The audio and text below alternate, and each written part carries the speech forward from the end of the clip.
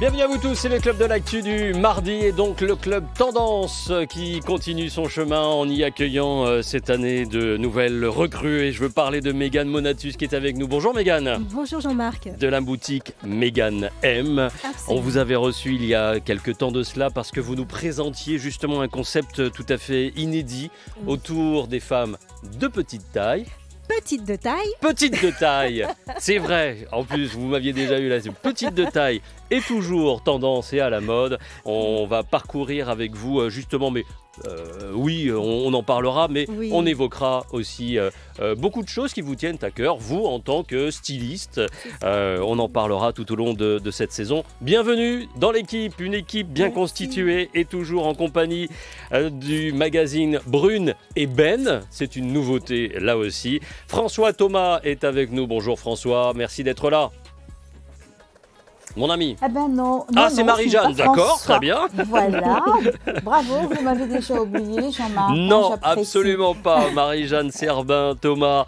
Merci d'être là pour évoquer, bien sûr, encore une fois, cette année, ce qui va alimenter les articles du magazine Brune, mais aussi Oui. donc de la version homme, le magazine Oui, bien sûr. Ben. Votre invité du jour, je vous laisse le présenter.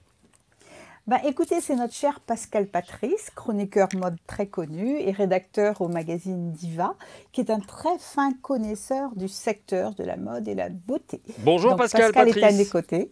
Bonjour à tous, est-ce qu'on m'entend? On vous entend très bien, Pascal. Comment voulez-vous qu'on ne vous entende pas? Une voix aussi élégante. Merci. Alors, dans un instant, on va parler avec Mégane de ce challenge Vogue, le Vogue Challenge, Oui. qui a débuté pendant cette période, j'allais dire de confinement, mais c'est plus lié à ce qui se passait, aux émeutes qui se passaient aux États-Unis. On va y revenir dans un instant. Mais Marie-Jeanne, on vous laisse la parole pour évoquer quand même ce qui nous préoccupe en ce début de septembre de la tendance actuelle pour cette rentrée. Alors, en fait, ça ne me préoccupe pas, ça m'occupe. Ah mais si moi, vous ça me voulez. préoccupe, moi. Savoir ce qui va se passer cette année, ça me préoccupe. Oui, alors vous savez Jean-Marc, la pandémie de la Covid-19 a déjà eu un effet sur le secteur de la mode et de la beauté. Non content d'avoir fragilisé les professions dont les chiffres d'affaires sont en baisse, le virus mondial est en train de changer également nos habitudes de consommation. Dans un contexte bousculé et masqué, quelles seront les tendances qui cartonneront cette saison? Alors j'ai demandé à Pascal qui sait tout, qui voit tout et qui essaye tout, ce qu'il en pense. Et nous avons trouvé 3 tendances pour nos auditeurs. La première, c'est ce qu'on appelle le loungewear ou alors le sportwear to streetwear, ce qu'on pourrait traduire du sport à la rue. Alors Oui. Pascal, qu'est-ce qu'on va porter quand on fait du sportswear? Eh bien, on va suivre les conseils d'Anna Wintour qu'on a eu, on a pu la voir durant le confinement porter un bas de jogging. Donc du coup, c'est vrai que c'était assez étonnant de voir Anna Wintour, quand même la grande prêtresse du magazine Vogue, mettre un bas de jogging. Donc du coup, on va aussi suivre cette tendance en portant des vêtements sportwear. Donc nous avons 2 stars du R&B, donc Rihanna et la très belle Beyoncé, avec leurs marques qui sont Fenty pour Rihanna et Ivy Park pour Beyoncé. Donc du coup, de la salle à la ville, le legging, la basket ou le hoodie vont être des pièces qui sont habituellement réservées aux coureurs. Mais maintenant, ces personnalités donc, du R&B et de la mode nous proposent une mode branchée, pratique et moderne. D'accord. Donc l'idée en fait... Allez-y, de- ouais. Moi, je voulais Voilà, savoir... l'idée en fait Ouais. du sportwear, Ouais. c'est de rendre élégant des vêtements confortables. Qu'est-ce que vous en pensez, vous, Pascal, en tant que connaisseur de la mode? Est-ce que vous trouvez ça élégant, justement, le bas de jogging, sur quelle que soit la personne? Eh bien, moi je trouve ça élégant parce que le bas de jogging n'est pas un bas simple de jogging. Il est toujours agrémenté d'une couleur particulière ou d'un filet qui rappelle le côté élégant de la mode. Donc Ouais, c'est pas le jogging basique. ouais, c'est Donc pas et élégant. c'est vrai que toutes ces personnalités que j'ai citées en début de chronique mettent leur élégance à portée de ces vêtements. Dans un bas de jogging. Je demande l'avis à Mégane Monatus. Mégane, Alors, moi, je suis pas à la base une adepte du jogging, je l'avoue, je ni du reconnais. sportswear d'ailleurs. Ni du sportswear, parce que justement, je veux, si jamais j'en mets du sportswear, et j'en mets quand même, Ouais. eh ben, je veux que ce soit justement élégant. Alors, comment est-ce que je vais faire, surtout en tant que femme petite? Parce que pour les femmes qui sont petites, mettre des joggings qui sont larges et tout, Ample, ça, c'est alors là, vraiment- ça c'est finit faute de goût. Oui, ouais, d'accord. là, ouais. c'est pyjama. Mm. Donc, nous, on va plutôt porter des leggings. Et ce qui est génial avec les leggings, c'est qu'on peut mettre aussi un peu les talons. On peut mettre en fait ce que Oui. l'on veut. Donc plus effilé. Donc, plus effilé, plus élégante. D'accord. Voilà. Marie-Jeanne? Alors, en fait, vous savez, le sportswear, pourquoi on en parle par rapport à la pandémie? C'est parce qu'avec le télétravail, au lieu de mettre une robe longue Oui, à prêter c'est pour clair. être devant votre ordi, bon, mieux vaut avoir quelque chose de souple et de confortable. Ceci dit, on peut faire la moitié, c'est-à-dire le bas en sportswear et le haut plus habillé, parce que sinon, votre patron, il va penser que vous flemmardez, et lors des conférences sur Zoom, vous voyez, ce ne sera pas très top. Ah ouais, Donc, mais moi, alors je l'association des conseille- deux n'est pas évidente quand même. Hein. Le bas de Mais on est jogging à la avec, maison. avec le petit chemisier. Ouais, d'accord. Alors, c'est pour ça qu'il bah faudra si, penser, si. à mon avis, à ce moment-là, pour les femmes, il faudra penser aux bijoux. Parce que mine de rien, eh ben voilà, ça donne toujours un petit côté chic. Rajouter une Voilà, et touche. ça fait moins pyjama quand même. Hein. Tout de suite. Mais vous savez, le pyjama, c'est très à la mode aussi. Donc la deuxième tendance, Bon, on va voir Marie-Jeanne. Ne vous inquiétez pas si vous croisez Marie-Jeanne en pyjama dans la rue, dans le quartier. Vous mais inquiétez oui, pas. oui, oui. Mais vous savez, si vous portez un joli pyjama avec un sac Hermès et Non, des talons, ça fait plus arrête, chic. Si, En si, pandémie, si, on si, porte si, pas de si. sac. Enfin. Mais Alors, si, si, deuxième si, tendance. Bon, Deuxième tendance. Deuxième tendance, alors c'est une tendance plus urbaine et moins cosy, moins souple, c'est le tailoring. Alors c'est plutôt la tendance, si vous voulez, l'antidote de la tendance précédente, puisque le tailoring s'adresse surtout aux hommes, mais les femmes ont piqué la technique. Ce sont des vêtements qui sont plutôt à prêter, des vêtements de tailleur, avec, si vous voulez, des coupes très particulières, des coupes très très près du corps. C'est comme si vous aviez, en fait, vous sortiez de chez un bon tailleur. Un peu du vous avez sur-mesure. fait- On est sur Voilà, du c'est un peu du sur-mesure. sur-mesure. D'accord. Donc, le tailoring pour les femmes, ce sont des vestes coupées au cordeau, des pantalons impeccables, souvent larges, avec des pinces et des plis et des très belles matières. Dans les collections, on a vu beaucoup de vestes larges, croisées, qui cohabitent avec des pantalons oversize.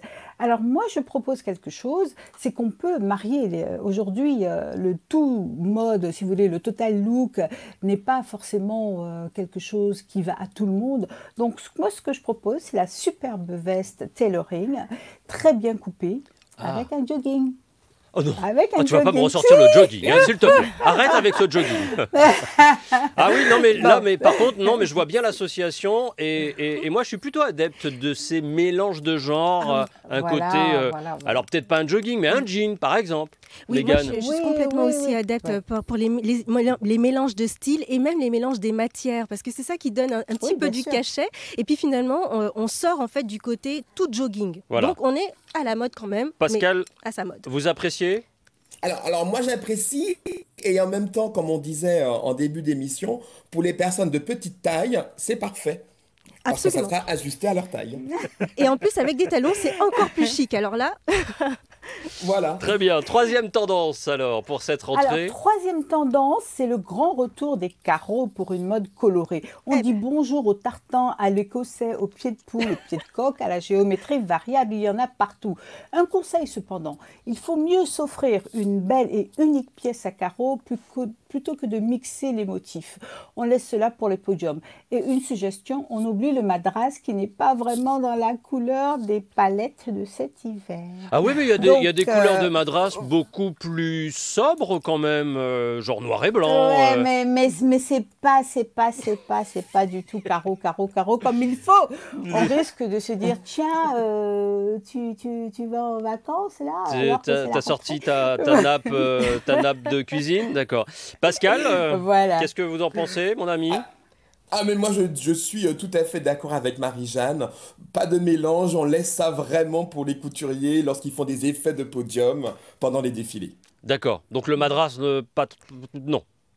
Ah non, le Non, madras, non, non, soit peut-être pas maintenant. en filet, mais pas total look. Pas total look. Je pose la question Mais surtout à pas. Mégane, Oui. qui elle, justement, est en carreau ce matin. Absolument. Alors moi, c'est du bleu et voilà, c'est du bleu blanc. Et oui, je suis tout à fait d'accord avec ce que vous avez dit.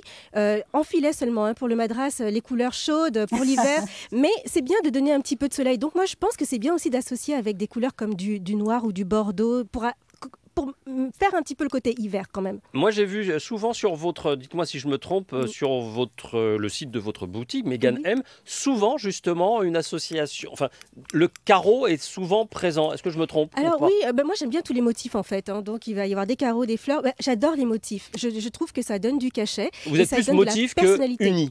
Oui, exact. Mais bon, il faut contrebalancer. Quand il y a du motif, tu vois, il y a aussi de l'uni par-dessus. Ouais, Voilà, je il faut contrebalance. associer. C'est pas un total le look carreau, c'est pas un total look uni. Il y a toujours un petit peu des deux. Le total look, Pascal Patrice, c'est devenu un peu ringue.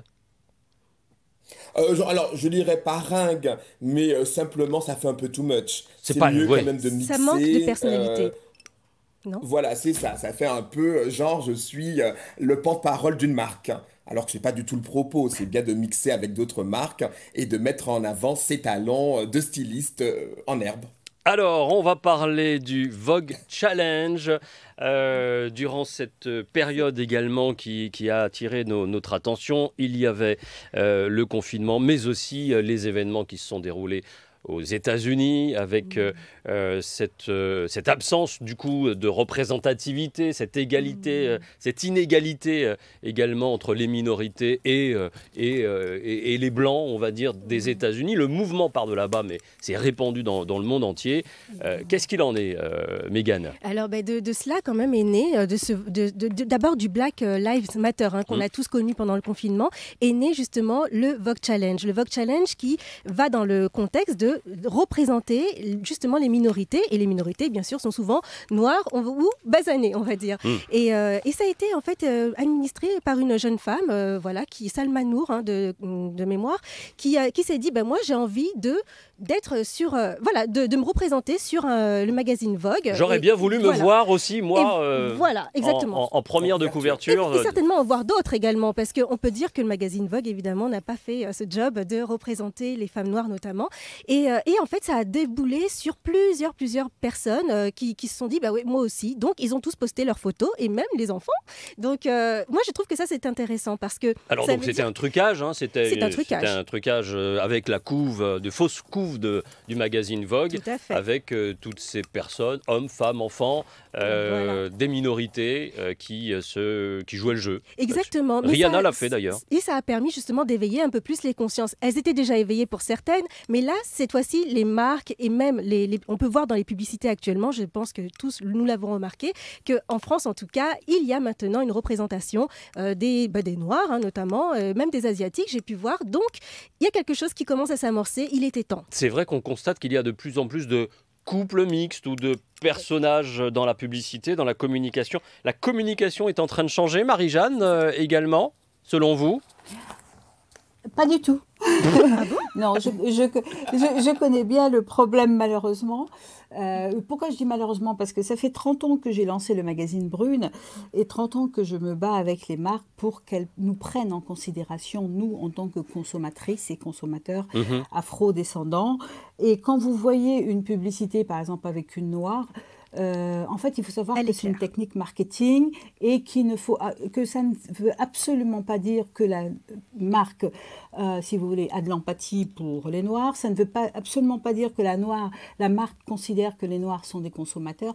C'est juste un effet de mode et ça ne coûte pas cher et ça ne, si vous voulez, ça n'évolue pas. Voilà. Donc, et ça, c'est la réalité du marché. Moi, je les connais, on a des chiffres et aujourd'hui, pour toutes les marques, à partir du moment où elles se sentent un petit peu attaquées sur les réseaux sociaux, elles vous mettent un blague de service. Mais ça ne veut pas donc dire c'est pour investir. Pour faire bonne figure. C'est pour faire bonne figure. Bien sûr. Oui, je suis assez d'accord. Les chiffres sont là. Hein. Oui, je suis totalement d'accord avec ce que vous dites. Néanmoins, il faut passer par là, certainement, pour justement faire avancer les choses. Donc, c'est sous la contrainte qu'on est obligé, enfin, en tout cas, les marques, elles sont sous la contrainte maintenant de faire de la représentation des hommes et femmes noirs. Donc, elles vont le faire sous la contrainte et c'est évidemment intéressé, on le sait, hein, c'est pas du tout par gentillesse, voilà. Mais il faut passer par là pour que ça puisse véritablement changer. Donc moi, je suis assez contente de voir qu'il peut y avoir des bons effets de tout ça. Pascal, pardon. Patrice. Moi, je peux simplement saluer quand même l'arrivée de Sylvia Jorif, qui est martiniquaise et qui vient d'être nommée rédactrice en chef adjointe au Vogue France. Ah, d'accord. Donc, on va voir si les choses vont peut-être changer avec son arrivée à la tête du Vogue France. Est-ce que là aussi, Marie-Jeanne, pardon, oh là, je perds les prénoms aujourd'hui, Marie-Jeanne, est-ce que c'est un effet juste de mode, c'est pour se donner bonne conscience, une arrivée comme celle-ci à la tête du Vogue France ? Mais écoutez, Sylvia Joris a travaillé pendant 20 ans au Elle et je n'ai jamais vu d'article particulièrement sur les femmes noires. Hein. Donc, je ne vois pas pourquoi ça changerait. On verra bien, d'accord. Mais on verra bien et il ne faut pas lui lancer la pierre, mais c'est la réalité. Hein. Donc, si on l'appelle pour faire un boulot, peut-être un petit peu pour sa colère, mais elle n'a jamais manifesté vraiment un penchant pour sa négritude. D'accord. Est-ce que les choses ont un peu changé ? Oui, bien, hein, Marie-Jeanne, elle n'est pas venue pour rien ce matin. Mégane, est-ce que les choses ont un peu changé au sein du magazine Vogue ? Est-ce que ça a influencé justement aujourd'hui, suite à ce Vogue Challenge Alors, au sein du magazine Vogue, je ne sais pas, je n'ai pas... Voilà, je sais juste que Anna Wintour, elle, a fait un petit mot pour s'excuser. Elle prend la responsabilité du fait que les magazines et puis les photographes, les créateurs noirs et les mannequins, bien sûr, ne sont pas suffisamment représentés. Donc, c'est plutôt, on va dire, une bonne chose de sa part. Après, elle aurait pu le faire bien plus tôt, on est d'accord. Mais encore une fois, moi, je veux voir le positif dans le négatif. Et le positif, c'est que les choses sont en train de changer. Et surtout, c'est la population qui se dresse. Et ça, c'est important.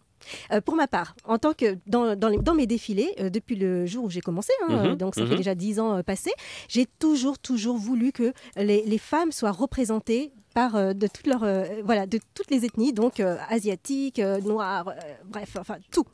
Européens, etc. Merci beaucoup, Mégane Monatus, pour avoir plus d'infos. Et la prochaine fois, peut-être qu'on en parlera largement. Il y a les bijoux, les confections et surtout le travail de styliste que vous réalisez. Tout ça, vous pouvez aller le voir sur le site de la boutique Mégane M. Merci à vous d'être venue. Marie-Jeanne, dans le magazine Brune et le magazine Ben. Prochain numéro qui sort ? Alors, le prochain numéro, vous aurez toutes les tendances de la mode dont on a parlé, avec plein de photos, plein de conseils, et puis comment aussi s'en approprier selon nos couleurs, selon notre style, selon nos envies, pour faire un mix-match qui correspond véritablement à notre identité. Merci en tout cas d'avoir pensé aux hommes en sortant donc ce magazine Ben. Merci Pascal Patrice d'avoir participé